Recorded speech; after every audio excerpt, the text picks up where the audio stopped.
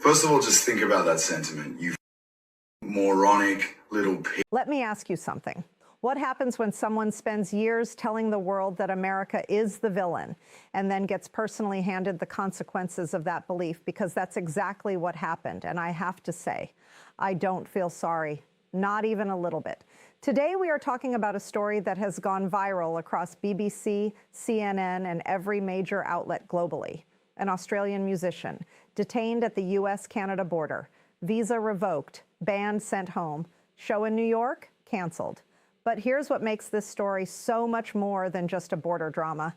This isn't just about one musician. This is about a pattern, a very specific, very predictable pattern, where people who loudly champion one set of rules for everyone else suddenly discover those rules apply to them too. And today, reality came with receipts. Stay with me, because this episode connects dots that most people are completely missing. Like and subscribe before we dive in, because this one is going to be good. Let's start with the basics. An Australian artist performing under the name Kelly Holiday, real name Adam Hyde, was detained at the US-Canada border. His entire band had their visas revoked. They were supposed to perform in New York City. Now, here's where it gets interesting. His girlfriend, an Australian content creator, had posted a video online approximately 1 year ago. In that video, she appeared to reference violence. Specifically, she used language that many viewers interpreted as calling for harm against a political figure. She has since said, and I'm paraphrasing here, that it was a joke, that the punchline was about incels and the Luigi Mangione reaction. But here's what she said in her apology. And I want you to really listen to this, because this tells you everything. Honestly, since posting that video a year ago, I have done so much growing. I said people are saying that I called for the unaliving of Trump. I did not say those words, the word unaliving. She used the word unaliving. Now, I want to be fair here. She says she was not specifically calling for the assassination of President Trump. And at the time of this recording, it has not been officially confirmed that her video was the direct reason for the visa revocation. But here is what I need you to understand. And this is the legal reality. The First Amendment does not apply to foreign nationals seeking entry into the United States. Not at all. Border officials operate under broad discretionary powers. If a border officer determines that an individual, or someone closely associated with them, represents a threat to national security, public order, or government stability, they have the legal authority to deny entry, period.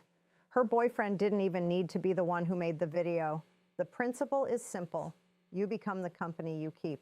And this is not partisan. This is not new.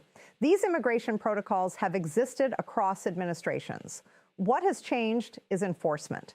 And enforcement, as it turns out, has consequences. Now let's zoom out, because this story is actually a microcosm of a much bigger phenomenon happening across the Western world right now.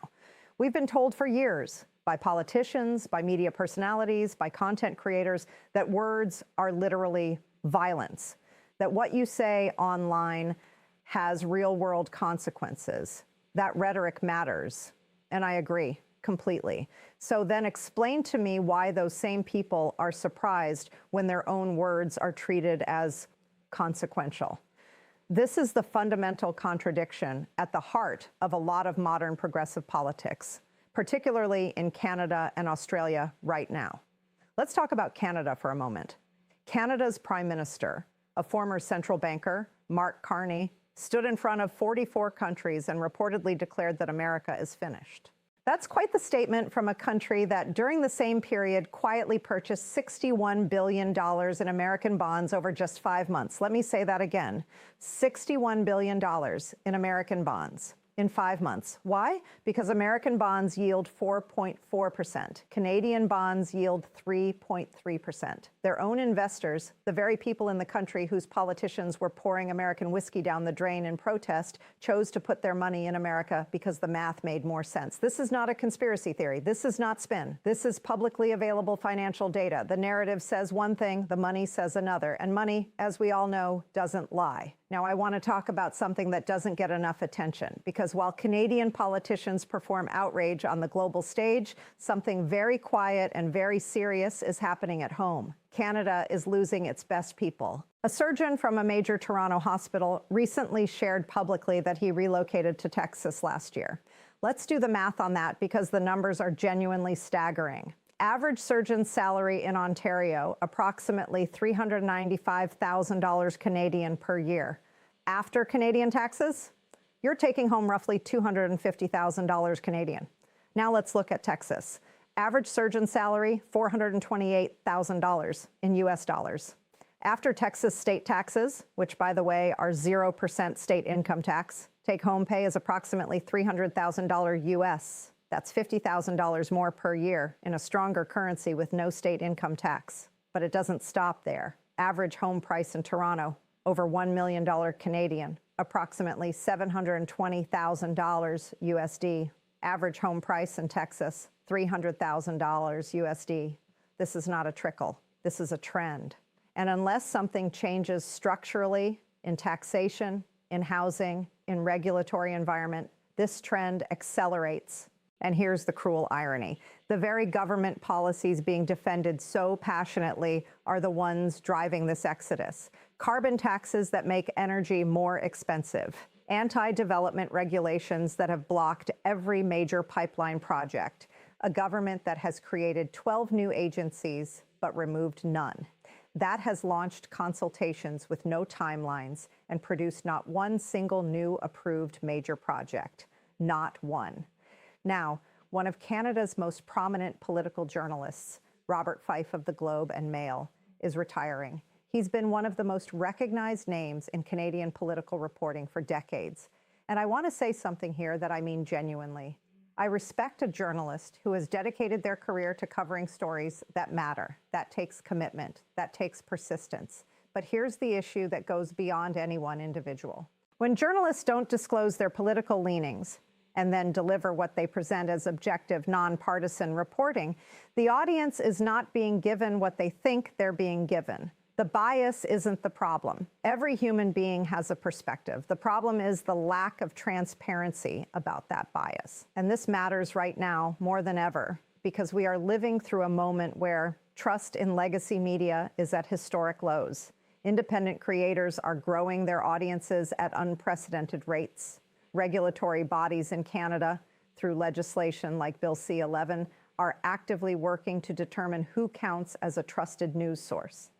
The question worth asking is, who decides what's trusted? And what happens to the voices that don't make that list? I'll let you sit with that one. So let's pull all of this together. In one news cycle, we have an Australian musician detained because his partner's online rhetoric had consequences. Not because of a law she broke, but because words carry weight, and international border officials take that seriously.